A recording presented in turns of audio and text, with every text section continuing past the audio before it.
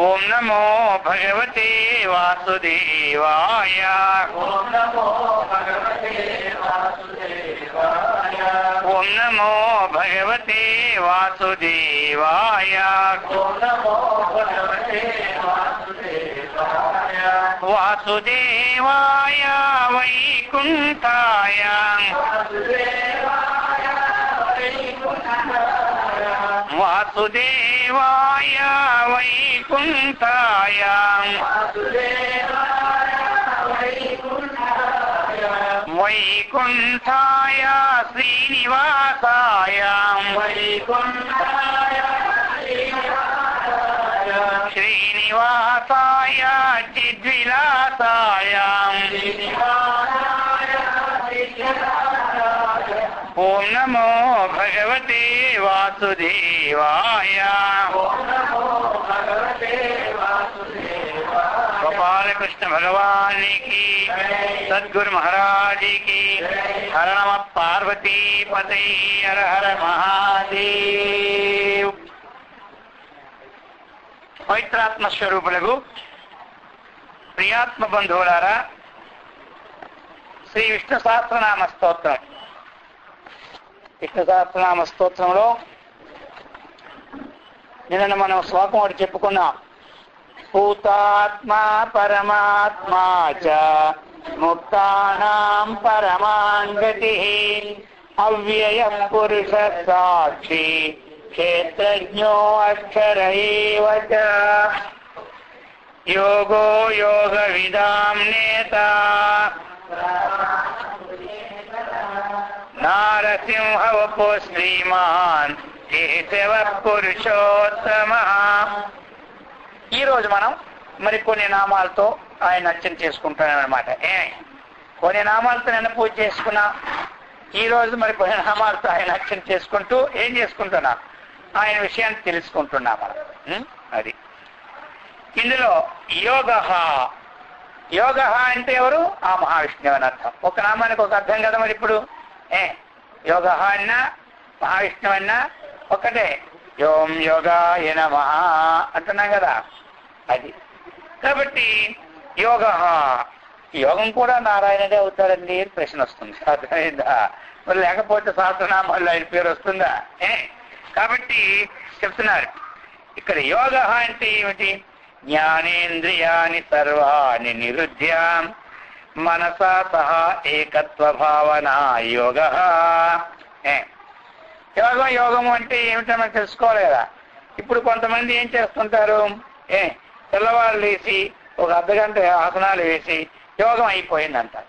అర్థమైందా? ఒక అర్ధగంట ఆసనాలు ఏమంటే యోగం చేసి వచ్చామని అంట. అది యోగము అంటే ఆసనాలు వద్దని కాదు, ఆసనాలు అవసరం, శరీరానికి అవసరం. ఆసనాలు వేసుకోవాలి. ఎందుకంటే మన శరీరం అన్నటువంటిది మన స్వాధీనంలో ఉండాలంటే ఉండాలి.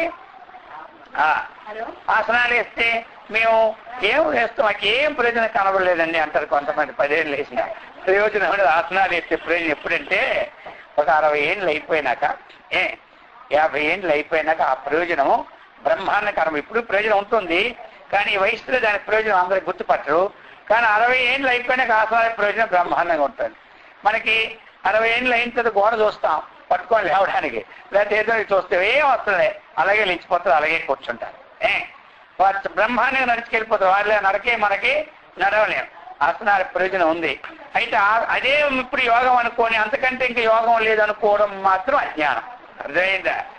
దీని ఎంతవరకు మనం తెలుసుకోవాలి. యోగ అన్నప్పుడు యోగా అంటారు వాళ్ళు, ఆసనాలు అది చెప్పి అయిపోయిందని మీరు అంటారు. వాళ్ళు ఏమనుకుంటారు, అంత యోగం అంతా అయిపోయింది కదా, మరి మనకు మన జీవితం అంతా ధైర్యం అయిపోయింది అనుకుంటారు. కాబట్టి ఆసనాలు అనేటువంటివి మనకి శరీరం అవయవాలన్నీ చక్కగా ఉండడానికి, ఇంద్రియాలన్నీ చక్కగా పనిచేయడానికి, నాడులన్నీ కూడా చక్కగా ప్రకాశవంతం కావడానికి, నాడుల ద్వారానే అన్ని పనులు జరుగుతున్నాయి. కాబట్టి ఏ నాడి ద్వారా ఏ ఆహారం పోవాలో ఆ నాడిలో ఉన్న దోషాన్ని తీసిస్తాం. మంచిదే, దానివల్ల మనకి హాయి. కాబట్టి ఇక్కడ చెప్తున్నారు యోగము. యోగం అంటే జ్ఞానేంద్రియాని సర్వాణి నిరుధ్య. జ్ఞానేంద్రియాలు సర్వాణి, జ్ఞానేంద్రియాలు సర్వం అంటే అన్ని ఇంద్రియాలు అన్నమాట. ఏమి జ్ఞానేంద్రియాలు? మనకి ఎన్ని? చక్షువు, శ్రోత్రము, జిహ్వ, ఘ్రాణము, ఇవి. తక్కువ. కాబట్టి 5 ఇంద్రియాలు, ఈ 5 ఇంద్రియాలని నిగ్రహించుకోమన్నారు. నిరుద్ధి అంటే నిగ్రహించుకోవడం. నిగ్రహించుకుంటే సన్యాసం తీసుకోవాలని అడుగుతారు. అర్థమైందా? నిగ్రహించుకుంటే వానప్రస్థం తీసుకోవాలని అడుగుతారు. లేదు, మనము ఏ ఆశ్రమంలో ఉన్నామో ఆ ఆశ్రమంలో ఉండి నిగ్రహించుకోవాలి. మరి నిగ్రహించుకుంటే ఎలా స్వామి? శబ్దం వాళ్ళు చెప్తూ ఉన్నారు, ఆ శబ్దం ఇలా కనపడుకుంటా మీరు పట్టుకుంటే అర్థమైందా? అది కదా నిగ్రహించడం. అంటే అది నిగ్రహించడం అంటే ఆ శబ్దం మరి మాకు అవసరం ఉందా లేదా, ఆ స్పర్శం మాకు అవసరం ఉందా లేదా, కళ్ళుతో చూడకపోతే అవుతాయి పనులన్నీ కూడా, రూపం మాకు అవసరం ఉందా లేదా, భోజనం తినకపోతే అవుతుందా, మరి అవసరం ఉందా లేదా, మరి నిగ్రహించుకుంటే పనులు ఎలా సాగుతాయని ప్రశ్న. చెప్పేది దైనందిన జీవితంలో నిత్యము అవసరమైన వస్తువులు నిగ్రహించుకోమని చెప్పలే. అర్థమైంది కదా? ఇప్పుడు మనం అది అనలే.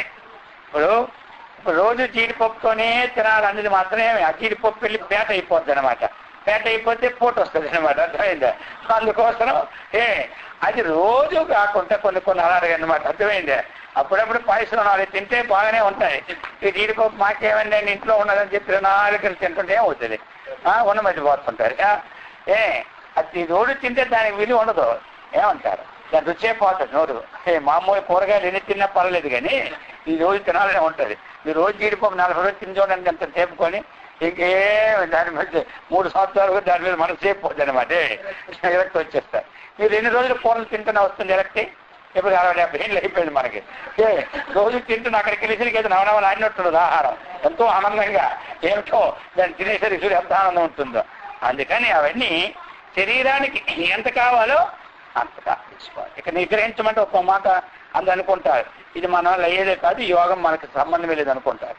కాబట్టి ఇది మన వల్ల అయ్యేదే, ఇది మన వల్ల అయ్యేదే. అది ఎందుకు చెప్పి యుక్తాహార విహారస్య యుక్త చేష్టస్య కర్మసు యుక్త స్వప్నావబోధస్య యోగో భవతి దుఃఖ. ఇది ఇంద్రియ నిగ్రహం. ఇక్కడ చెప్పింది ఏమిటి? యుక్తాహారము, యుక్త నిద్ర, యుక్త జాగృత. కొంతమంది జాగృతి ఉంటే రాత్రి పగలు జాగృతే, ఒకటే పడుకున్నారా మళ్ళీ 24 గంటలు పడుకోరా. ఇదే అర్థమైంది కదా? కొంతమంది తిన్నారంటే 4 రోజులు తిని ఒక్కసారి తినేస్తారనమాట. లేకపోతే 1 రోజు మానేస్తారు. ఇవి ఒకటే ఉండకూడదు ఏమి. కాబట్టి ఎంత కావాలో అంత తీసుకోవాలి. ఇదంతా మనకి ఇంద్రియ నిగ్రహం. ఇప్పుడు మనకి కొన్ని అవసరమైన మాటలు ఉంటాయి, కొన్ని అవసరం లేని మాటలు ఉంటుంటాయి. అవసరమైన మాటలు వినాలి, చూసుకోవాలి. అవసరం లేని మాటలు పని లేదు కదా కూర్చున్నాం అక్కడ, ఇక పోయిందా ఇది మనకు వద్దు. అర్థమైందా? ఏది ఎంతవరకు కావాలో మనకు అంతవరకు తీసుకోవాలి. అవసరం మరి వేదాంతం ఎంత విన్నా పర్వాలే. అర్థమైందా? ఇది కూడా ఇంత అవసరం అనుకోకండి. అర్థమైంది కదా? ఇది ఎంత విన్నా మంచిదే. అంతేగాని ఇక ఇక్కడ కొంతమంది ఏం చేస్తారు, ఆ తలుపు సందులోను ఈ గోడ సందులోను నిలబడి ఆ గోడ సందులోను వాళ్ళ ఇంట్లో ఇద్దరు అనుకో వాళ్ళు బయట నుండి వాళ్ళు మన కోసం అనుకుంటుంటే ఇలా చూస్తుంటారు. అర్థమైందే? ఇది ఏమవుతుంది? ఇది అవసరం లేదు. వీటి నుంచి ఇంద్రియం నిగ్రహం ఉండాలి. అర్థమైంది కదా? అందుకని ఈ ప్రకారంగా జ్ఞానేంద్రియాన్ని నిరుద్ధించి మనస్సు చేత మనసా సహా ఏకత్వ భావన యోగ. ఏమంటారు? ఏమిటి? మనస్సు చేత ఏం చేయాలి? ఏదో ఒక ధ్యేయ వస్తువుతో ఏకత్వ భావన చేసుకోవాలి. ఏమంటారు? రాముడు కానివ్వండి, కృష్ణుడు కానివ్వండి, ఆంజనేయుడు కానివ్వండి, సాయిబాబాకి మీ ఇష్టం. అది ఫలానే నిర్ణయించింది ఏమిలే. ఎక్కడ ఆ దేవుడి మీద ఏకాగ్ర పెట్టు, ఈ దేవుడి మీద ఏకాగ్ర పెట్టకని ఏ శాస్త్రంలో కూడా రాసి లేదు. అర్థమైందా? అయితే ఏ దేవుడు నమ్మారో వాళ్ళు ఆ దేవుడు గొప్పవాడు అన్న సహజం అనమాట. ఏమంటారు? అది సహజం. అంతేగాని ఒక దేవుడు తక్కువ, ఓ దేవుడు ఎక్కువ అన్నటువంటిది ఏమీ లేనే లేదు. అందుకని మీరు ఏ దేవుడినైనా ధ్యానం చేసుకోండి, పర్వాలే. ఏ దేవుడినైనా ధ్యానం చేసుకోవచ్చు, అందులో ఏ అభ్యంతరం లేదనమాట. అందుకని అటువంటి దేవుడితో ఏమి ఏకత్వ భావన, ఒకే భావన రావాలి. అయిందా? అప్పుడు మనకేమైంది? అది యోగము. అర్థమైంది కదా? భగవద్గీతలు ఏం చెప్పాడు? సమంకాయ శిరోగ్రీవం ధారయన్ నచనం స్థిర సంప్రేక్ష నాసికాగ్యం స్వం దిశస్థ అనవలోకయన్ చెప్పాడు కదా. ఈ ప్రకారంగా శిరస్సు మెడను చక్కగా పెట్టుకొని చక్కగా ధ్యానం చేయండి. ఇది యోగం అని చెప్పారు. ఆ ప్రకారముగా ఇంకా ఏం చెప్పారు? క్షేత్రజ్ఞ పరమాత్మనో తదవాప్యతయా యోగ. ఇంకా యోగం చెప్తున్నారు. క్షేత్రజ్ఞ పరమాత్మనో తత్తు అవాప్యతయా యోగ. క్షేత్రజ్ఞుడు ఉన్నారు. క్షేత్రజ్ఞుడు అంటే నేను చెప్పుకున్నాం, క్షేత్రం జానాతికి క్షేత్రజ్ఞ. క్షేత్రజ్ఞం అక్షర ఏవచనం వచ్చింది కదా నిన్న మనకి. కాబట్టి క్షేత్రజ్ఞ, క్షేత్రజ్ఞుడు పరమాత్మ. ఇక రెండున్నాయా స్వామి అంటే మనకి జీవ బ్రహ్మైక్యం అంటాం కదా. వాస్తవంగా ఉన్నది ఒక్కటే, కానీ మన బుద్ధిలో గోచరం కావడానికి జీవుడు బ్రహ్మ. జీవుడు అంటే అవిద్య ఉపాధిగా కలిగిన వాడు జీవుడు, మాయ ఉపాధిగా కలిగిన వాడు ఈశ్వరుడు. ఈ రెండింటి యొక్క అవిద్యని మాయను విడిచిపెట్టి ఉన్నదాన్ని ఒక్కటే అన్నటువంటి తెలుసుకోవడమే యోగం అయింది కదా. మనకి ఉపాధి ఎప్పుడు శాశ్వతం అనేది ఎప్పుడు పోదు, గుర్తుపెట్టుకోండి. మన శాశ్వత పోద్దా? ఇప్పుడు మనకి రోజు బొట్లు పెట్టుకుంటాం. ఇది ఓడదీస్తే వచ్చేస్తుంది, ఇది ఓడదీస్తే వచ్చేస్తుంది. అలా కుంకుమ పెట్టుకుంటున్నాం, తుడిస్తే పోతాయి. ఇది పెట్టుకునేదే కానీ శాశ్వతమా కాదు. అక్కడ పుట్టు మచ్చ పుట్టింది అనుకోండి, ఆ పుట్టు దగ్గర అది ఎన్ని పుట్టి మీరు ఎన్ని తోమినా మొత్తం ఎందుకంటే ఆకలికి కటింగ్ చేసుకుంటే పోవాలి, కానీ లేకపోతే మనం ఎన్ని తోమినా అది పోదు. అలాగనే జీవుడు అనేటువంటిది ఒక ఆరోపితమైన అవిద్య ఉపాధి, అది పెట్టుకుని బొట్టు లాంటిది అనమాట. అలాగా మాయ ఉపాధి ఈశ్వరుడికి కూడా అలాంటిది పెట్టుకునేది అనమాట. ఆ వాస్తవమైన చైతన్యం మాత్రం పెట్టుకున్నటువంటి పుట్టుమచ్చ లాంటిది అనమాట. అది కాబట్టి పెట్టుకుని ఎప్పుడైనా పోతాయి. కాబట్టి ఈ క్షేత్రజ్ఞయోహో ఈ పరమాత్మ రెండుని వేరు మనం చేసు విచారణలో వేరు, అంతేగాని ఈ వస్తువు వేరు చేసినట్టు కాదు. ఇక్కడ వస్తువు అయితే వేరు అయిపోయింది, దీన్ని మట్టికి పడేస్తాం ఇలాగా అయిపోయా. ఇప్పుడు మనం ఏమన్నా క్షేత్రం అవిద్యోపాధి మాయోపాధి ఎలా వేరు చేయడం అనేది బుద్ధిలో మనం ఉన్నదని తెలుసుకొని వేరు చేయవలసిందే. అది చూపెట్టమంటే ప్రాక్టికల్ ఇంద్రుడు చంద్రుడు ఎవడు చూపెట్టలేడు, పరమాత్మ కూడా చూపెట్టలేడు. అర్థమైందే. ఒక ఆయన ఏం చేసేది తెలుసా, ఈ లోపటేమో సబ్జెక్టులు ఉన్నాయి కాబట్టి ఎలాగ ఉన్నాయో చూద్దామని కోసుకున్నాడు. ఎక్కడ ఏ చక్రం కనబడలేదు. అర్థమైంది, అర్థమైంది కదా. అదే చిన్నప్పుడు కథ చదువుకున్నాను చూడు, రోజు బాతో ఒక గుడ్డు పెడుతుందట. పెడుతూ ఉంటే దీంట్లో ఎన్ని గుడ్లు ఉన్నాయి, ఎన్ని గుడ్లు కూడా చేద్దాం, రోజు ఒక గుడ్డు ఎందుకని ఒకేసారి తీసో లారీలు పెడదాం అనుకున్నాడు. దాన్ని కోస్తే ఉంది, ఉన్న గుడ్డు కూడా లేదు. అర్థమైందా? అర్థమైంది. ఆ ప్రకారంగా మనకి ఈ పరమాత్మ జీవాత్మ అనేటువంటివి ఉపాధిని బట్టి పేరు అనమాట. ఈశ్వరుడు జీవుడు, ఈ రెండింటికి ఏకత్వం చేయడం ఏమిటి? యోగం. యోగం అంటే తెలుస్తుంది కదా. శివ పరమాత్మనో ఏకత్వ యోగ అన్నారు. జ్ఞానేంద్రియ సర్వ నిరుద్య మనస ఏకత్వ భావన తయ యోగ అన్నారు. రెండు విధాలుగా మనకు చెప్పుకొచ్చారు ఇందులో భాష్యంలో. సరే, మరి యోగం అంటే పతంజలి కూడా చెప్పారు కదా స్వామి. యోగము అయోగం ఏమిటి అంటే అయోగము ఇదే ఏమంటారు. యోగం అక్కడ ఏమన్నారు మనకి? యుజిర్ యోగే. యోగం అంటే సమాధి అని అర్థం అక్కడ. సమాధి అంటే ఏకాగ్రత. ఇంకే సమాధి అనేసరికి అందరికీ అయ్యే సమాధిని మనకు వస్తాయి అంటారు. సమాధి ఈక్వల్ ఏకాగ్రత, ఇంతే. ఇంకేమీ ఒక వస్తువుతో ఆ సారూప్యాన్ని మనం చక్కగా చూసుకుని ఉండడమే సమాధి. అంతే. సమాధానం సమాధి. సమాధానం సమాధి. సమ్యక్ ఆధానం సమాధి. సమ్యక్ చక్కగా ఆధానం ఉంచుట సమాధి. సమాధానం సమాధి. ఎంతవరకు మన ప్రశ్న అడుగుతామో అంతవరకు ఆన్సర్ రాకపోతే సమాధానం లేదు, శాంతి ఉండదు, సుఖం ఉండదు. ఆ ప్రశ్న ఎప్పుడైనా తెలుసుకుంటేనే శాంతి, సమాధానం. ఆ విధంగా అది ఏకాగ్రత అయిందా. ఇది కూడా యోగమే. ఇది యుజిది యోగే సమాధి నుంచి. అది మన జీవబ్రహ్మాత్మ ఐక్యం ఒక్కటే కలుస్తుంది అనమాట. ఈ రెండింటికి తేడా లేదు. కైవల్యం అన్నా మన కేవలస్య భావ కైవల్యం. కేవలము ఆ భావంలో మనం ఉండడమే కైవల్యం. కేవలము ఆ భావం. ఏ భావము? ఎవరికి ఏ వస్తువు ఆ భావంలో ఉండడమే కైవల్యం.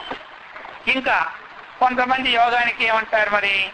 అప్రాప్త ప్రాప్త యోగ ఏమంటారు? పూర్వం లేనిది ఇప్పుడు కలిగింది, దానికి ఏమంటారు? యోగం. పూర్వం ఏమీ లేదనుకోండి.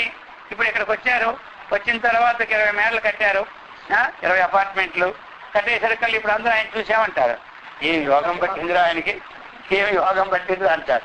యోగం అంటే ఇప్పుడే మనకేం అర్థం వచ్చింది, పూర్వం లేనిది తర్వాత కలిగింది, ఇది ఒక యోగం. అర్థమైందా? అప్రాప్త ప్రాప్త యోగ ఏమంటారు. ఇది కూడా యోగమే. ఇది ఎక్కువ ఇప్పుడు లోకంలో ఉన్న యోగం.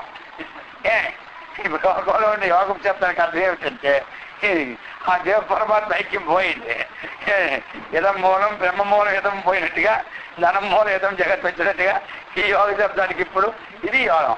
యోగం అంటే తెలుసా అంటారు. ఏమిటంటే అయ్యో ఏం చెప్పమంటావు, మొన్న చూస్తే 1 ఎకరా భూమి లేదు, ఇప్పుడు చూస్తే 10 ఎకరాల భూమి ఉంది అంటాడు.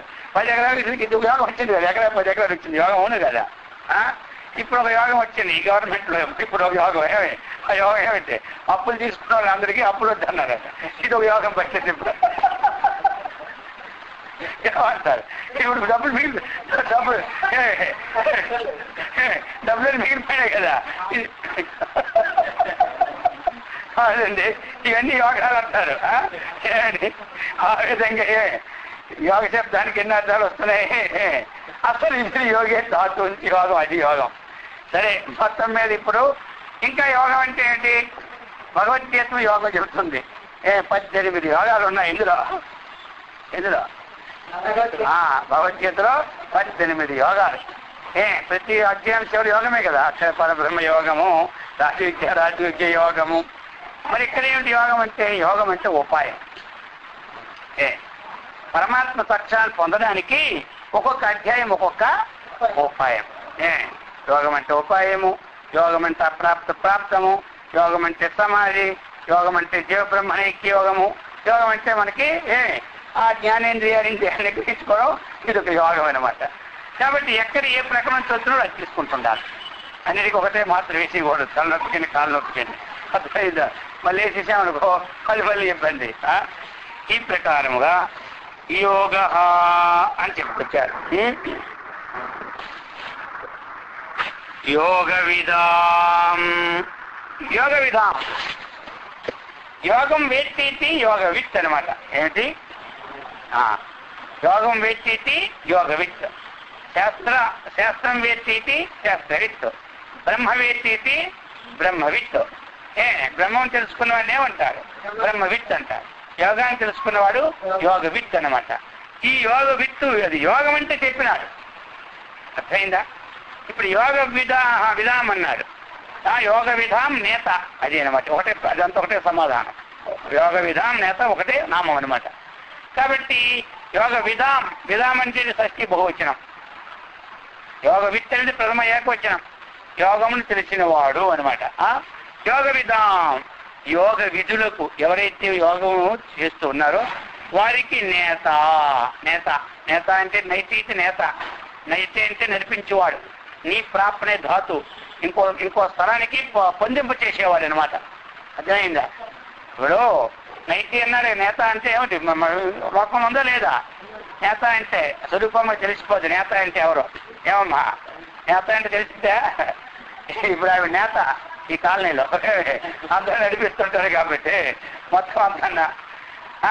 అందుకని నేత అంటే ఇది అనమాట. నైతి నేత. నైతి నీ ప్రాప్త ధాతు నుంచి నీ పొందింపు చేయడం, ఇక్కడి నుంచి ఇంకోటి. ఆ విధంగా అనమాట నేత. ఏమిటి? ఈ యోగం చేసిన తెలుసుకున్న వారందరినీ కూడా ఎక్కడ నడిపిస్తారు? దీని యొక్క పరాకాష్టమైనటువంటి తత్వంలో తెచ్చుకోవడానికి నడిపిస్తూ ఉంటుంటారు. ఇదే అనమాట. అర్థమైందే? యోగ విధాం నేత. యోగ విధాం నేత జ్ఞానినాం. ఇక్కడ చెప్పారు యోగం విదంతి విచారయంతి. యోగం వేత్తి తెలుసుకోవడం అంటే ఏమిటి?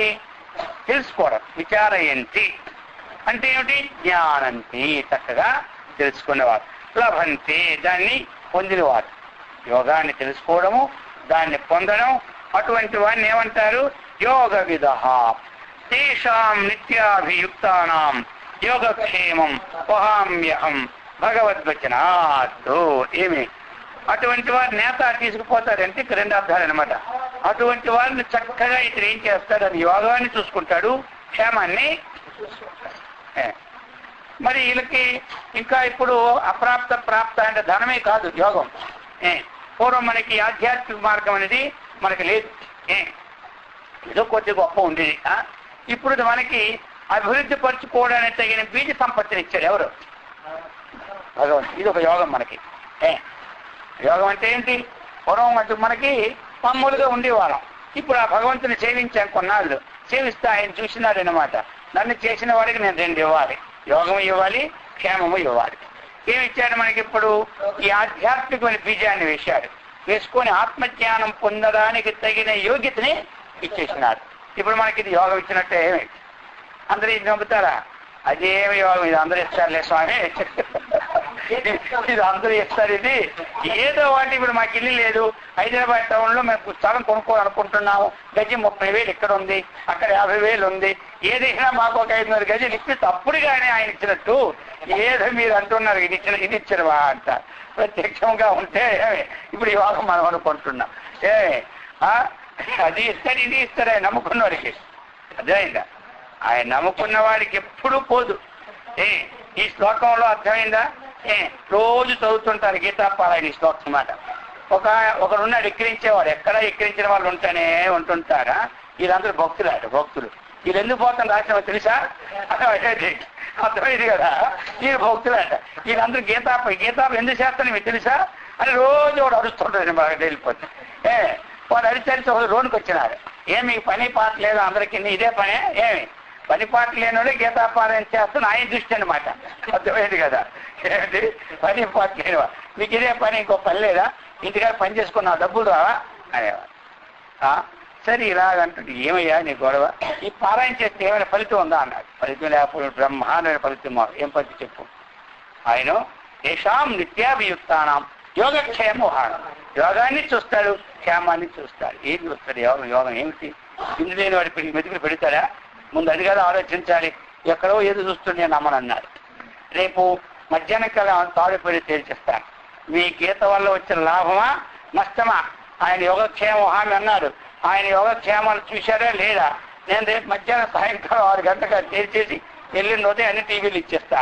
గీత చదివినందువల్ల ప్రయోజనమో లేదు, వీళ్ళందరూ సోమరులు అని నేను టీవీలు ఇస్తా అన్నాడు. సరే అనుకొని ఈవేళ టెస్టింగ్ బోర్డు కమిటీ వేసుకున్నాడు. వాడు వేసుకొని వెంటనే ఏం చేశాడు? వీళ్ళు మొత్తం మీద నన్ను ఏ విధంగా భగవంతుడు రక్షిస్తాడు చూస్తా అనుకున్నాడు, భోజనం ఇస్తాడు లేదని అడిగిపోయినాడు. పోయి కీకారంజలో పోయినాడు. టెస్టింగ్ చేయరు కదా.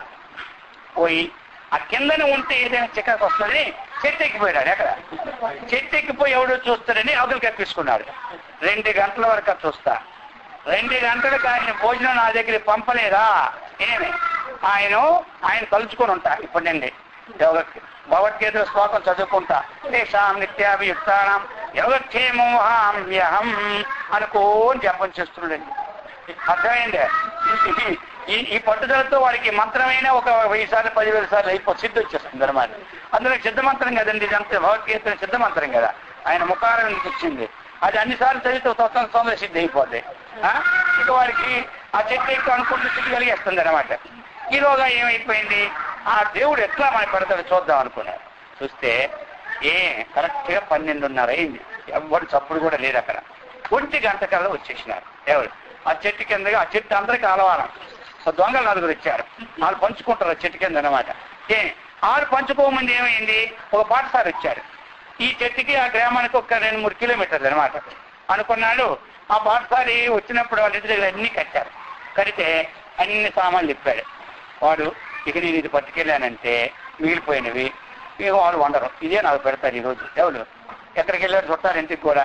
ఇంకెందుగా ఉన్నాయి కదా, ఈ రోజు రేపు అయితే పెడదామనే ఇల్లు నొద్దుకొని అంటారు కాబట్టి మళ్ళీ కొత్త వెరైటీ రాదు కాబట్టి వాళ్ళ ఇంటి దగ్గర తెచ్చిన సామాన్లలో లడ్డూలు, జిలేబీలు అన్ని కట్టారు. అవన్నీ 2 తిని మిగతా పొట్లాలని అక్కడ వదిలేశారు. రొట్టెలు అన్నీ వదిలేసి వాడిపోయినాడు. వాడు పోయినటువంటి వాడు ఎప్పుడు కరెక్ట్ గా 1 గంట పోయినాడు. 1 గంటన్నరకి దొంగలు వచ్చేసారు 4. ఈ దొంగలు 4 కూర్చున్నారు. చక్కగా అక్కడ ఏం చేసుకున్నారు?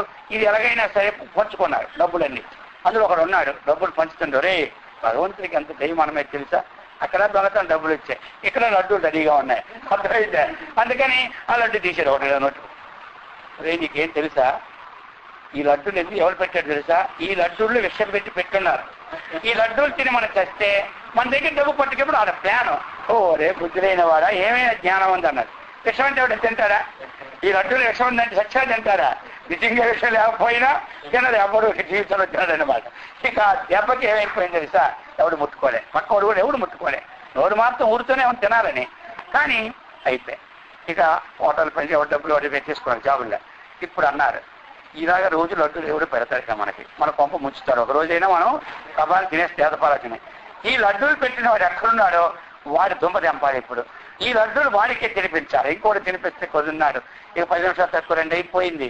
వాడు అనుకుంటున్నారు 2 గంటలు చూసి ఆ గీతా సంఘం వెళ్ళి వాళ్ళ పని పడదాం అనుకుంటున్నాడు. కరెక్ట్ గా 5 నిమిషాలు తక్కువ 2 ఇది ఎక్కడ కనబడలే. ఈ పైకి ఇలా చూసరికి వాడు కొమ్మ చూసి ఇలా చూస్తున్నాడు. వాడు వంట కూడా చచ్చినట్టు అక్కడ వచ్చలేదు. ఈయన కనపడ్డాడు అనమాట. ఈయన కనపడేసరికి వాడు కరెక్ట్ నాయకుడు చూసి ఇదిగో చూసా నేను చెప్పాను మీరు అర్థమైందో లేదు చెప్పండి. ఈడు పెట్టి కొమ్మల చాటును దాగున్నాడు. మనం కష్టపడి రాత్రి కొట్టుకొచ్చిన డబ్బు లడ్డూలు తినిపించి పట్టుకొని ఎంత ప్లాన్ చేసేది తెలుసా? వీడు అసలు సంగతి లడ్డూలు పట్టుకొని లోపైకి ఇక ఈ లడ్డూలు ఇక అవన్నీ పట్టుకొని ఆ పైకి వెళ్ళిపోయి ఇలాంటి పని చేస్తావా? ఇలాంటి పనే ముందు లడ్డు తింటావా అన్నాడు. నేను తిన్నదా తింటావులే, ఇష్టం పెట్టి నువ్వు తింటావా అని ఒక కర్ర తీసుకోవాలి. తింటావా కొట్టాలన్నాడు. కృష్ణ ఇక మరి కొట్టే పని చేయకు, అర్థమైపోయింది. అనన్యా చెంత ఎంతో మా లడ్డూలు నా దగ్గరికే వచ్చినాయి, ఇంకా మాత్రం నువ్వు కొట్టకు. ఇప్పుడు కొట్టించినావా మళ్ళీ చికాకు వస్తుంది, కాబట్టి నన్ను వదిలే అంటాడు. వాడంటే నిన్ను వదలను అన్నాడు. నేను తినిపించి లేక నువ్వు అర్ధగంట చూసి నువ్వు ఉన్నావో చచ్చావో చూసుకొని వెళ్తారు కానీ నేను వెళ్తాడు. అప్పుడు అనుకున్నారు భగవద్గీత భగవంతుడు యోగం చేస్తే ఇంత మేలు ఇచ్చాడు, నేను ఇలాగ వేలాకోవాలని చేసుకున్నాను, అది అనవసరంగా అన్నా. ఇప్పుడు వెళ్ళి రేపు ఉదయం టీవీలో వేసిస్తా. భగవద్గీత అందరూ చదవలసిందే, దాంట్లో చదివిన వారికి అందరికీ అన్నీ దొరుకుతాయి అన్నారు. ఆ ప్రకారంగా వెంటనే పొలం దొరికితే నమ్మేవాళ్ళు కొంతమంది. అర్థమైందా? వాళ్ళకి అలాంటి వాళ్ళకి అలాగే ఇస్తుంటారు. ఏదో ఒకటి ఇచ్చేస్తుంటారు. మరి ఏది బెల్లం పెట్టరా అన్నట్టుగా ఏదో ఒకటి పెడుతూనే ఉంటుంటారు. ఆయన ఈ ప్రకారంగా చెప్తున్నాడు అనమాట.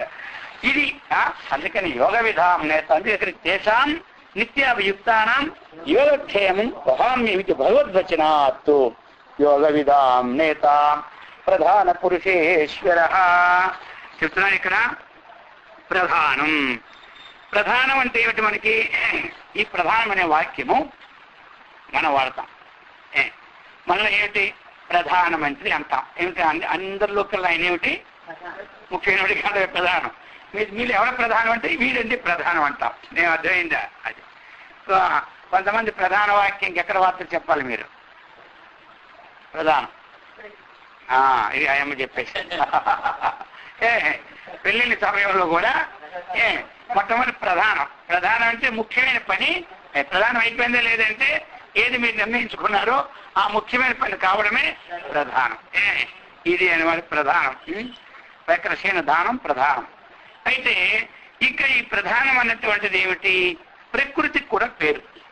అర్థమైందా? ప్రధానం అని సాంఖ్యులు వాడతారు ఎక్కువగా. సాంఖ్యులు వాళ్ళకి ప్రధానమన్నా అవ్యక్తమన్నా ఒకటే. కాబట్టి అవ్యక్తం అంటే పరమాత్మ కాదు, ఇక్కడ అన్నిటికన్నా సూక్ష్మమైనది ప్రధానం అన్నమాట. ఇప్పుడు ప్రకృతి మహాన్, ప్రకృతినే ప్రధానం అంటారు. మహత ఏమి? అహంకారాత్ షోడశేంద్రియాని. మనకి సాంఖ్యశాస్త్రంలో ఉత్పత్తి అర్థం ఏమిటంటే ప్రకృతి ఉంటుంది. ప్రకృతి నుండి ఆ ప్రకృతినే ప్రధానం అంటారు. ఏమంటారు? ప్రధానం. ఆ ప్రధానం నుంచి ఏం పుడుతుందంటే మహత్తు పుడతారు. మహత్తు అంటే బుద్ధి, వాళ్ళ ప్రక్రియ ప్రకారంగా ఏదైనా ఆ మహత్తు నుండి ఏం పుడుతుంది? అహంకారం పుడతారు.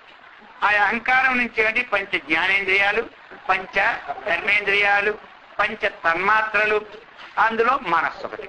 ఏమి? ఈ 16 ఉంటాయి అక్కడ. ఇప్పుడు పంచ తన్మాత్రల నుండి పంచమహాభూతాలు ఉత్పత్తి చెందుతారు. మొత్తం 4-5 20. ఇక్కడేమో ప్రకృతి, అహంకారము, మహత్తు, అహంకారం, మనస్సు, నేనే 24. పురుషుడు వేరే 25 తత్వాన్ని, పంచవింశ తత్వాన్ని సంఖ్య. ఈ ప్రకారంగా ప్రధానం అనేటువంటిది అది. ఇక్కడ కూడా మనకి ప్రధానం అనేది ప్రకృతి. మనం కూడా ప్రకృతి శబ్దం వాడుతున్నామా లేదా? ప్రకృతి పురుషుడు. ప్రకృతిం పురుషం చైవ క్షేత్రం క్షేత్రజ్ఞమేవ చ ఏతద్వేదితిమిచ్ఛామి జ్ఞానం జ్ఞేయంచ కేశవ అన్నారు కదా. ప్రకృతి అంటే ఏమిటి? ప్రకర్షేణ కృతి అనమాట.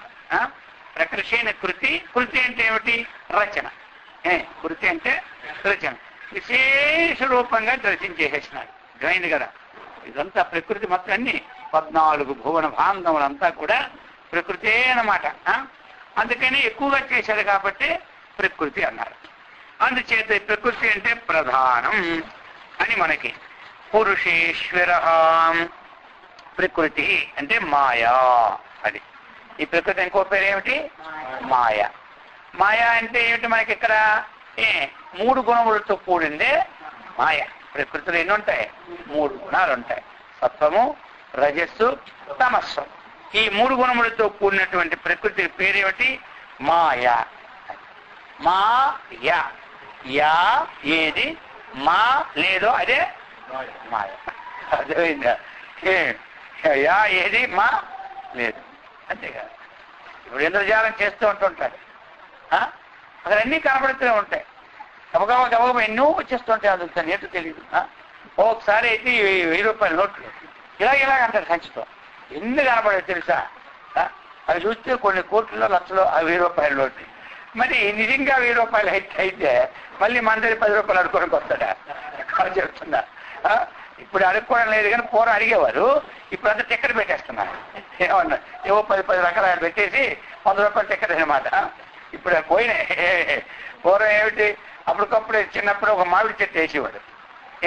వేసి 5 నిమిషాల్లో మామిడికాయ కోసి మొక్కలు ఇచ్చేవాడు. తినండి తీసేవాడు. అక్కడే స్కూల్కి వెళ్తా తావులోనే. అర్థమైందా? అంటే ఏమిటది? అప్పుడు తెలియదు కదా. అబ్బా ఎంత టైంలో ఈ మామిడి చెట్టు పుట్టిపోయింది, ఇదేమిటిది అన్నట్టుండేది. ఇది మాయ అనమాట. అది కాసేపు పోతే ఉండదు. ఆ మొక్కలు ఉండవు, ఆ కాయలు ఉండవు. దానికి ఏదో టైం ఉంటుంది అంటే. అర్థమైందా? యా ఏది మా లేదో అదే మాయ. విచారించి చూస్తే ఏదైనా విచారించిన జగత్తులో అన్యమేదియు లేదురా అంటాడు ఏదో పాట. అందుకని ఏది కనబడుతుంది అది మనకు చివరికి లేకుండా ఉంటుందో అదేమిటది? మాయా. అది ప్రకృతి. దాన్నే ప్రధానం. ఈ ప్రకారంగా చెప్తున్నారనమాట. ప్రధానం మాయా పురుష జీవ తయోరీశ్వర ప్రధాన పురుషేశ్వర. సమాసం చేశారనమాట. ప్రధాన పురుషేశ్వర అని. అక్కడ సమాసం చేసి ఒకటే వాక్యం ఎవరికి తెలిసారు. కాబట్టి ఇక్కడ విడివిడిగా నామాలు మనం చెప్పుకోవచ్చు అనమాట. నామాల్లో సమాసం వచ్చింది విడివిడిగా. ఓం పురుషాయ నమః, ఈశ్వరాయ నమః, ప్రధానాయ నమః చెప్పుకోవచ్చు. ఈ ప్రకారముగా ఇది ప్రధాన పురుషేశ్వర. పురుష జీవ మాయా పురుష. అక్కడ తేల్చింది మాయ. అక్కడ తేల్చి పురుష. పురుష అంటే ఎవరు? ఇక్కడ మనకి ఇక్కడ 2 విధాలు అనమాట. పురి చైతన్య పురుషుడు అని చెప్పేసుకున్నాం మనం. మరి లోపల ఉన్నటువంటి జీవుడు కూడా ఒక అర్థం వస్తుంది, ఈశ్వరుడు కూడా ఒక అర్థం వస్తుంది. ఇద్దరు లోపల ఉన్నవారు కదా. జీవేశ్వరుడికి భేదం లేదంటాం కదా. కాబట్టి జీవుడు ఇంకోటి ఎవరు? ఈశ్వరుడు. కొన్ని ఉపనిషత్తులు ఏం చెబుతారు? లోపట 2 పక్షులు ఉన్నాయి. ఒక పక్షి తింటుంది, ఓ పక్షి సాక్షిగా ఉంటుంది. అర్థమైందా? స్వాధ్యతి ఫలం అని. ఈ ప్రకారముగా మనకి జీవ పరమాత్మకి అయితే ఇక్కడ పురుషేశ్వర అన్నప్పుడు ఈశ్వరుడు అన్నటువంటి దానికి ఇందాక చెప్పుకోవడం మాయోపాధి గలవాడు ఈశ్వరుడని. అది ప్రధాన పురుషేశ్వర. నారసింహ ఉపుహు అది అనమాట. నారసింహ ఉపుహు అని చెప్పుకొచ్చారు.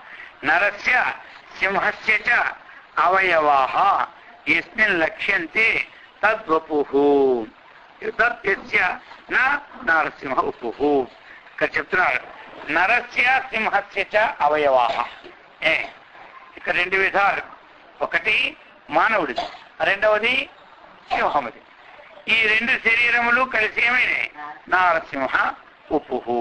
ఆయన ఎలాగొచ్చాడో మనకి తెలుసు. ఆయన మనకి ఎలాగొచ్చాడో తెలుసు కదా. ఆ యొక్క మహావిష్ణుమూర్తి నరుడు రూపం కాకుండా. ఎందుకంటే వాడు కోరుకున్న కోరిక అలాంటిది. నేను నడుతో చావకూడదు, నేను సింహాలతో చావకూడదు, దీంతో చావకూడదు, పగలు చావకూడదు, రాత్రి చావకూడదు అని అనేక రకాలుగా కోరుకున్నారు. మొట్టమొదటి కోరుకోండి ఏమంటే ఇది కోరుకోండి తెలుసా, మహామేధావి నా తపస్సు అంత మేధావి చదువుకుంది అందరికీ ఉంటుంది, అర్థమైంది. ఏం కావాలంటే చావు లేని జీవనం ఇమ్మో అన్నాడు. ఆయన అన్నాడు నా బయట రూఢిలోనే లేదు ఇది, అర్థమైంది. మరణము లేని జీవనము ఇచ్చేయమన్నాడు. ఇది మొత్తం కోరుకున్నాడు. ఆయన చూశాడు ఇది ఎక్కడ ఎంతవరకు నాకు ఇచ్చిన బయట రూఢిలో జాత ధ్రువ మృత్యు ధ్రువ జన్మ మృత ఈ రూల్స్ లో లేదు. నేను ఎక్కడ ఇస్తాను, నాకు పరిమితి ఉంటుంది, ఏదైనా పరిమితి దాటి ఇవ్వడానికి అధికారం నాకు లేదు. నా దగ్గర లేని నేను ఇస్తాను, వచ్చింది కూడా నేనే చెక్ రాసి ఇచ్చేస్తా. ఆ బ్యాంకులో ఉన్న 5 కోట్లు తీసుకొని ఏమి లాభం, అర్థం చూసిన వాడు చెక్కు చూసి మహా సంతోష పడిపోతాం. అందులో చూస్తూనే 50 రూపాయలు 5లో బ్యాంకులో అలా ఉంటుంది వరి కోరిక, అర్థమైందా. చెక్ ఇస్తే మాత్రం ఏం లాభం ఉంది, చెక్కు చెల్లినట్టు ఇవ్వాలా ఎవరైనా. ఆ ప్రకారంగా కొన్ని చెక్కులు అలాంటి వస్తున్నాయి ఈ మధ్యలో అంటున్నారు రేపు 100 మంది మనుషులు. సరే మొత్తం మీద ఏదో ఒకటి ఆ గొడవ మనకెందుగా, ఇక్కడ కావాల్సింది మనం చూసుకుంటా. కాబట్టి ఎట్లా ఇది ఉంటుంది అన్నమాట. అంటే ఉదాహరణ చెప్తున్నాను, నా దగ్గర లేదు ఎలాగిస్తారంటే అది ఈ ప్రకారంగా చూశాడు. అందుకని అప్పుడు ఆలోచించాడు ఇంకా మరి లాభం లేదు కాబట్టి ఇస్తా నీకు వేరే చేసుకో అంతేగాని అన్నాడు. అప్పుడు ఆయన తెలివి మాలిన వారిని అనుకొని ఎవరిని బ్రహ్మకి తెలివి లేదు, ఇప్పుడు నేను కోరిన వరాల్లో అదే కోరుకుంటాను, కానీ అది డైరెక్ట్ గా అడిగించేది ఆయన తెలిసిపోయింది, ఈ ప్రకారంగా అయితే ఆయన తెలియదేమో అనుకుని ఈ రకాన్ని కోరాడు అనమాట. పగలు చావకూడదు, రాత్రి చావకూడదు, దీంతో చావాలి. మనదంతా చదువుకో చరిత్రాలకి అనంతకోటి రూపాయలు ఆ పుట్టించిన వాడు తెలియదు ఎలాగ మనకు తీసారా. కాబట్టి ఏదో మొత్తం మీద రాత్రి కాకుండా సంధ్య కాకుండా నరసింహ కాకుండా ఈ ప్రకారముగా ఆయన వచ్చాడు. ఆయన పోయాడు, ఆ కథ వేరు. నరసింహస్య అవయవాహ యస్మిన్ లక్ష్యంతి నరసింహ. ఇక శ్రీమాన్ శ్రీమాన్ శ్రీమాన్ అంటే చెప్తున్నారు ఇప్పుడు. యస్య వక్షసి నిత్యం వసతి శ్రీహి సహా శ్రీమాన్. ఎవని యొక్క వక్షసి అంటే వక్షస్థలమునందు నిత్యం వసతి సదా నివసిస్తున్నారో వారెవరు శ్రీహి. ఎవరు నివసిస్తున్నారు? శ్రీహి. శ్రీహి అంటే ఏమిటి? లక్ష్మి. శ్రీహి, శ్రియ, రమ ఇవన్నీ ఏమిటి? లక్ష్మీ పేర్లు, అర్థమైందా? అందుకని ఎవరి వక్షస్థానంలో ఉంటే వాళ్ళందరూ ఎవరు? శ్రీమాన్. ఏమి? శ్రీమాన్. అందుకనే మన వాళ్ళు శ్రీహి అస్తి శ్రీమాన్.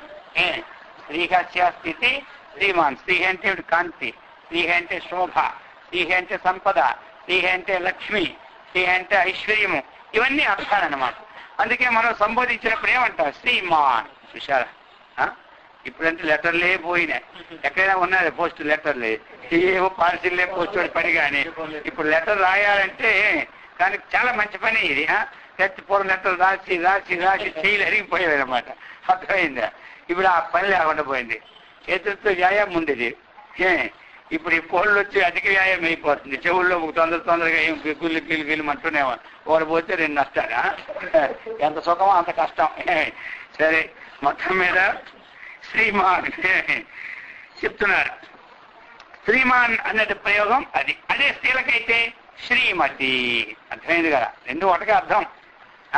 శ్రీహి అస్యాహ అస్థితి శ్రీమతి, శ్రీమతి అనమాట.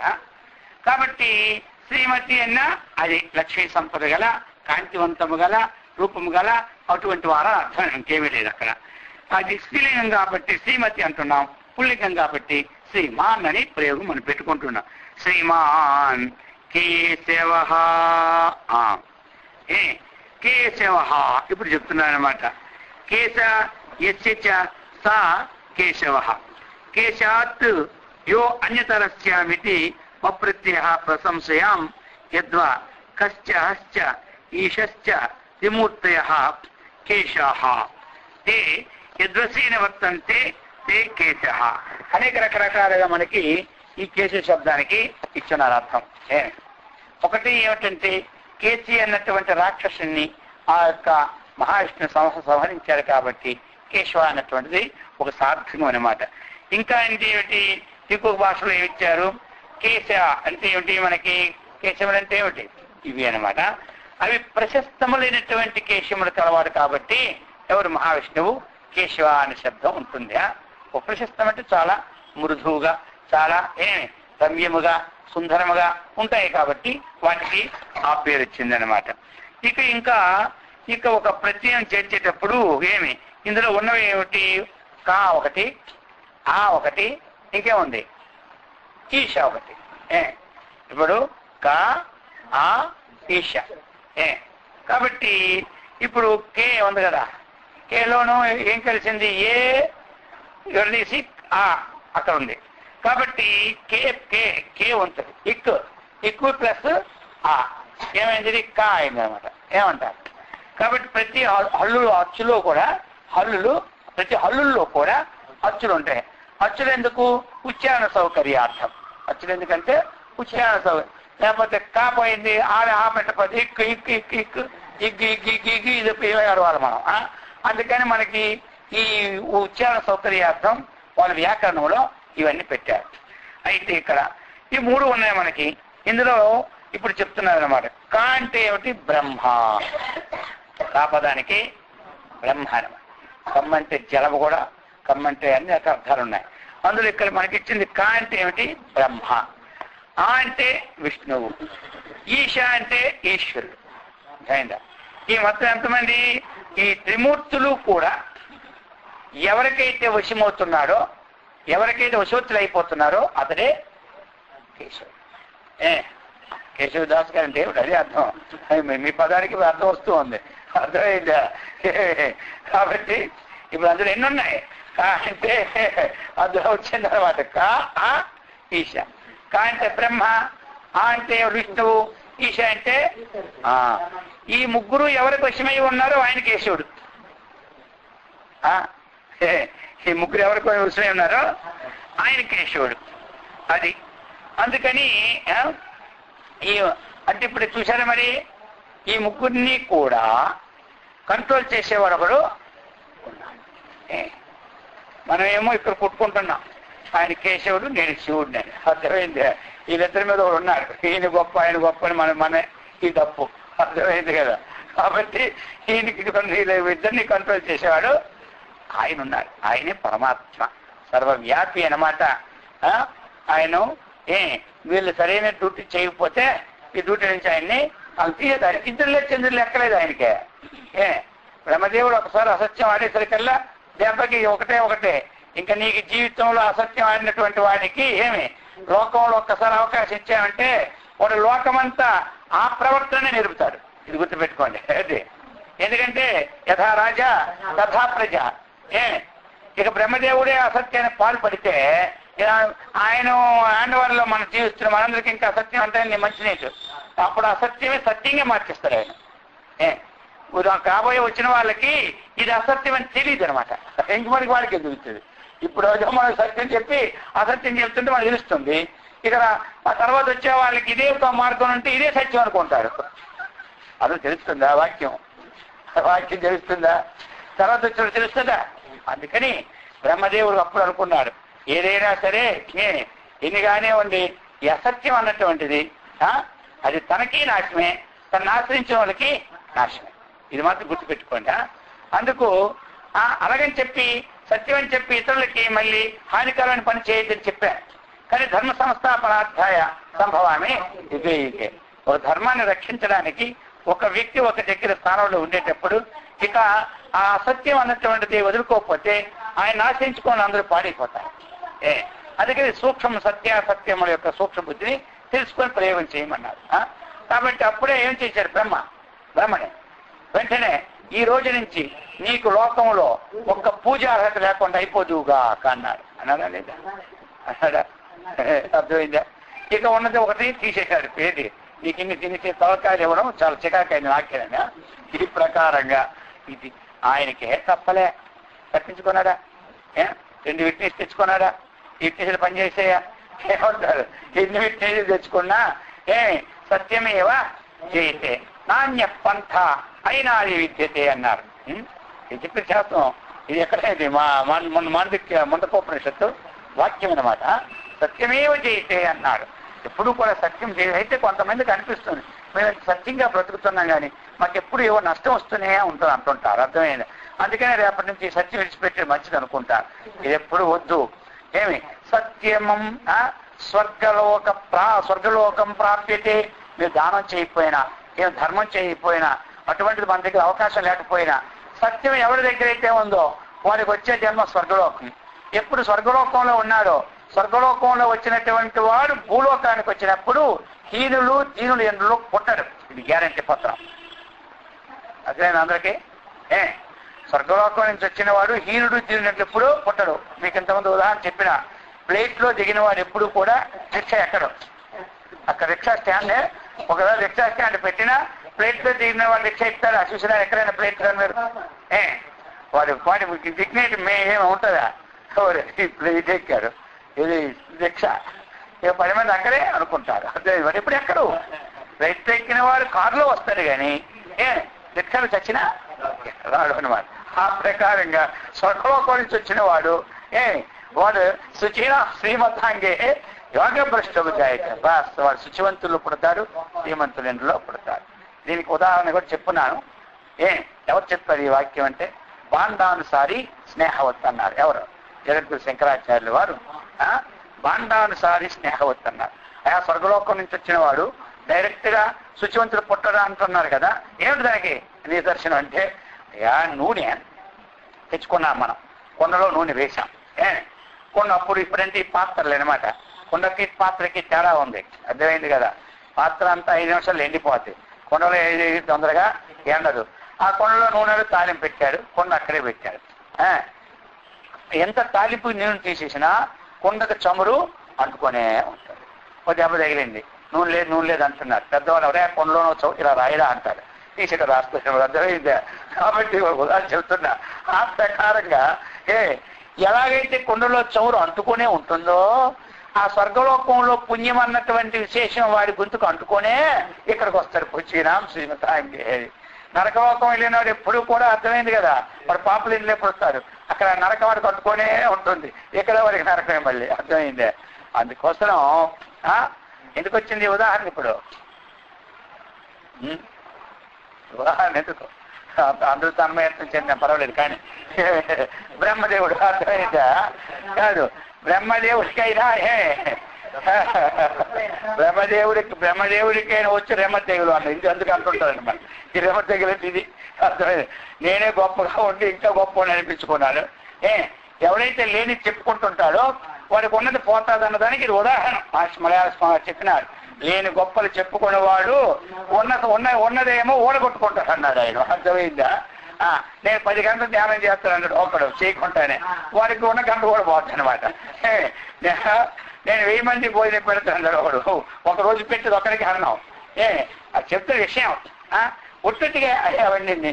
కాబట్టి ఆయన అందుకోసం మలయాళ చెప్పినారు, నేను చాలా గొప్ప ప్రవచనం చెప్పేవాడు, నాలా చెప్పేవాడు లేదంటాడు. ఎప్పుడు అలాగ అనుకోకూడదు. ఏమి లోకంలో ఎన్ని శాస్త్రాలు ఉన్నాయో తెలుసా?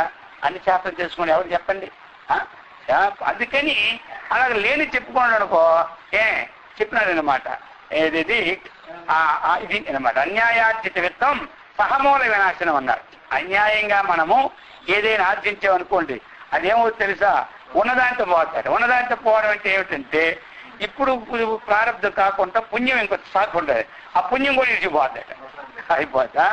అందుకని ఈ ప్రకారంగా చెప్తూ ఉన్నారు శాస్త్రంలో. అటువంటి బ్రహ్మదేవుడికే తప్పలే అది. అందుకు కేశ శబ్దంలో ఉన్నాము ఇప్పుడు మనము. కాబట్టి ఈ విధంగా ఆయన వీళ్ళందరినీ కంట్రోల్ చేసేవాడు ఆయన నీ తప్పితే ఉద్యోగం తీసేస్తుంది అన్నాం కదా, ఆ ముఖకు వచ్చింది ఇదంతా. ఏమంటారు, ఆ ఒక్క ముఖకి ఇడిపోయింది ఇదంతా కదా. సరే, ఇంకా కథల్లా ఉంది, అందరికీ తెలిసిన ముఖ్యమైనటువంటి వాక్యాలు అందించాను, ఇంకేమీ లేదు. ఇది అన్నమాట. ఇది కూడా కేశ శబ్దం అర్థం. ఇంకా ఏమిటి మనకి ఈ ప్రకారముగా విష్ణు పురాణంలో కూడా కేసి అన్నటువంటి రాక్షసుని వధించారు కాబట్టి అందుకని ఈ ప్రకారముగా. కాబట్టి ఈ కేశవాయంటే ఇప్పుడు చెప్పారు కదా, బ్రహ్మ విష్ణు మహేశ్వరునికి ఆధారభూతుడు ఎవడు, ప్రతి ఒక్క నామాన్ని అక్కడ అన్వయం చేసుకోవాలి మనం. ప్రతి నామాన్ని అక్కడ అన్వయం చేసుకోవాలి. కేశవ పురుషోత్తమ అదేనా ఉంది శ్లోకంలో. కేశవ పురుషోత్తమ అన్నారు. ఇప్పుడు చూసారా, పురుషోత్తముడు అని చెప్పుకొచ్చారు. పురుషోత్తమ కేశవ జనార్దన ఇది ఇది విష్ణు పురాణే. పురుష ఉత్పురుష సాధుత్వ కల్పన పురుషాణం ఉత్తమ పురుషోత్తమ చెప్తున్నారు. ఇప్పుడు మనకి ఏమి సాధుత్వ కల్పన పురుషాణం అది ఇక్కడ అనమాట. మామూలుగా మనం చెప్తుంటాం పురుషులందు పుణ్య పురుషులు వేరయా విశ్వదాభిరామ వినురవేమ అంటాం. పురుషులు పుణ్య పురుషులు వేరు. ఆ పుణ్య పురుషులు అన్న వారిని ఎవరంటారు? ఈ సాధుత్వ ధర్మములో ఉన్నటువంటి పురుషుల్లో ఇంకా ఇది ఉత్తములన్నమాట. ఇప్పుడు మనకి ఏమి సాధుత్వ ధర్మం, సాధువు అంటే ఎవరు? సదాచార సంపన్నులందరూ సాధువులు. ఎవరు కానివ్వండి, స్త్రీలు కానీ పురుషులు కానీ, బ్రాహ్మణులు కానీ అబ్రాహ్మణులు కానీ, బాలురు కానీ వృద్ధులు కానీ. సాధు శబ్దానికి అర్థం ఏమిటి? సదాచార సంపన్న సాధువు. ఎవరైనా సాధువులు. సాధువు అంటే కొంతమందికి అర్థమైన కాషాయ వస్త్రం వేసుకున్న వాళ్ళే సాధువులు కానీ మిగతా వాళ్ళు సాధువులు అవునా కాదా? కాషాయ వేసుకున్న వారికి సాధు శబ్దము ఉంది, కానీ సాధువు అన్నటువంటి ఉత్పత్తి అర్థము మనకి సిద్ధార్థమే రూఢార్థం ఏమిటంటే, కాబట్టి సదాచార సంపన్న ఉండాలి. సాధువేషం వేసుకున్నా సదాచారం లేకపోతే వాళ్ళు అసాధువే అంటారు. అర్థమైంది కదా. ఇప్పుడు బ్రాహ్మణుడే ఏమి లాభము? సంధ్యావందనం కూడా చేయడు. ఇప్పుడు ఏమన్నా మరి ఇప్పుడు అందుకనే చెప్పేశారు శంకరాచార్య వారు, జన్మనాధ్యాయితే శూద్ర కర్మనాధ్యాయితే ద్విజ వేదపాఠేన విప్రత్వం బ్రహ్మజ్ఞానంతో బ్రాహ్మణ అన్నారు. ఎవరు బ్రాహ్మణుడు అంటే వాళ్ళు అక్కడ తీసుకెళ్ళారు ఆయన. అర్థమైంది కదా. అంటే బ్రాహ్మణుడు కాదని కాదు, ఆ బ్రాహ్మణ ధర్మం ఉండాలి. ఇప్పుడు మనకి భగవద్గీత చెప్పింది కదా, ఏమంటారు ఎవరు? మళ్ళీ ఇంకా యాదవులు చెప్పింది యజనం యాజనం రెండు ఉండాలి. షార్ట్ కట్లు అందులో అధ్యయనం అధ్యాపనం ఉంది. మూడు దానం అధానం, దానం ఇవ్వడం దాన గ్రహణం రెండు ఉన్నాయి. అక్కడ చెప్పింది ఏమిటి? అధ్యయనం చేయాలి, అధ్యాపనం చేయాలి. స్వయంగా యజ్ఞం చేసుకోవాలి, రోజును యజ్ఞము చేయించాలి. దానం తాను ఇస్తుండాలి, దానం తాను గ్రహించుకుండాలి. అందులో చెప్పాడు మనుస్మృతిలో. భగవద్గీత ఏం చెప్పాడు? శమోదమ తపశౌచం శాంతిరాజ్యవమేవ చ జ్ఞాన విజ్ఞానమాస్తిక్యం బ్రాహ్మ కర్మ స్వభావం చెప్పేసినారా? ఇప్పుడు ఇందుకు చెప్పారు శమో దమ తపశౌచం. శమం ఉండాలి, దమం ఉండాలి. అంటే ఏమిటి? మనకి అంతరిద్ర నిగ్రహం ఉండాలి, బాహ్య నిగ్రహం. శమోద తపస్సు ఉండాలి. ఒక నియమైన వ్రతం ఎప్పుడు పెడితే అప్పుడు ఇంక 3 రోజులు, ఒక రోజు ఏదో అడ్డు వచ్చిందని 4 రోజులు సంధ్యావందనం మానేసేవాళ్ళు చాలా మంది ఉన్నారు. అలా కాదు, ఎన్ని పనులున్నా సంధ్యావందనం చేయాలి. ఎందుకంటే ద్వే జన్మని యస్యాస్తి ద్విజ అన్నారు. పుట్టినప్పుడు ఒక జన్మ, ఉపనయన కర్మ అయిన తర్వాత 2వ జన్మ. అందుకని ఎన్ని విడిచిపెట్టినా సంధ్యావందనం చేసిన ఇతర పూజలు చేయడానికి అర్హత. తాను సంధ్య గాయత్రి మంత్రం అయిపోయిన తర్వాతే ఇతర పూజలు చేయాలి. ఏమంటారు? శమో దమ అది తపస్సు, అదే తపస్సు నియమం. శౌచం ఎప్పుడు శుచివంతులుగా ఉండాలి. అది శమో దమ తపస్సు. శాంతి ఓర్పు ఉండాలి. ఆర్జవము రుజుత్వ మార్గం ఉండాలి. శమో దమ తపస్సు శౌచి శాంతి రాజ్యమేవ. జ్ఞానం ఉండాలి, శాస్త్ర జ్ఞానం బాగా తెలుసుకోవాలి. విజ్ఞానం ఉండాలి, దాని అనుష్ఠానం. ఇది ఆయన చెప్పవచ్చు అక్కడ. ఇంకా అందుకని ఇక్కడ కూడా ఏం చెప్పి జన్మనాధ్యాయితే శూద్ర. పుట్టినప్పుడు ప్రతివాడు ఎవరు? కాబట్టి కర్మనాధ్యాయితే కర్మ అంటే ఇప్పుడు ఈ ఉపనయన కర్మ అయితే వాడు వేదపాఠైన విప్రత్వం. వేదం చక్కగా చదువుకుంటే విప్రుడు అవుతారు. బ్రహ్మజ్ఞానం కలిపితే బ్రాహ్మణుడు. అందుకని మనకి ఇక్కడ సాధుత్వ పురుషాణ ఉత్తమ. ఇప్పుడు ఆవు ఉంది, ఆవు ఉందా? ఆవుకి ఏటంటారు? అంత చిన్నప్పుడు చదువుకోని సాధు. అదే కాషాయ వస్త్రం వేసుకుందా? అది ఇప్పుడు సాధు శబ్దానికి కేవలం కాషాయమే అర్థం కాదు. ఆవు సాధు జంతువు అంటే అది ఎప్పుడైనా కాషాయ వస్త్రం కప్పుకునే లేదు. ఎందుకంటే అన్ని జంతువులాగా క్రూర మృగం కాకుండా సౌమ్యంగా ఉంటుంది కాబట్టి అది సాధు జంతువు అనమాట. ఆ ప్రకారంగా ఆచరణ చేసినటువంటి అందులోముడే సాధు. అది ఇక్కడ ఇచ్చారు శంకరాచార్యుల వారు మనకి సాధుత్వ కల్పన పురుషాణం. ఎవరైతే ఈ సాధుత్వ కల్పన, ఈ సాధుత్వాన్ని స్వీకరిస్తున్నారో అటువంటి పురుషుల్లో ఉత్తముడే. అటువంటి పురుషుల్లో ఉత్తముడు. అందుకనే పురుషాణం ఉత్తమ పురుషోత్తమ. మనం రోజు ఏం చదువుతాం? పురుషోత్తమ ప్రాప్తి యోగం. పురుషోత్తముడు పురుషాణం ఉత్తమ. కాబట్టి అతన్ని మనం ఏమంటాం? పురుషోత్తముడు అంటామన్నమాట. అందుచేత మనము ఈ ప్రకారముగా మనం అర్థం చేసుకోవాలి. పురుషోత్తముడు అన్నప్పుడు ఇది. మరి పురుషోత్తమ ప్రాప్తి అంటాం అక్కడ. ఇటువంటి వారిని మనం ఏం చేయాలి? పొందాలి. అంటే ఈ సాధుత్వ మార్గంలో ఎవరైతే చక్కగా శీలిస్తూ ఉన్నారో, ఈ శీలించిన వారి గతి ఏమిటి? ఏ స్థితిని పొందుతున్నాడో ఆ స్థితే పురుషోత్తమం. మనం శీలం చేస్తున్నాం కదా, శీలం చేస్తున్న పరమావధి ఏమిటి? ఎక్కడి వరకు చేయాలా? స్థానం ఉంటుందా లేదా? ఆ స్థానమే ఏమిటి? ఉత్కృష్టమైనటువంటి పురుషోత్తముడు. ఆ స్థానానికి ఏమిటి? అతనే పరమాత్మ కదా.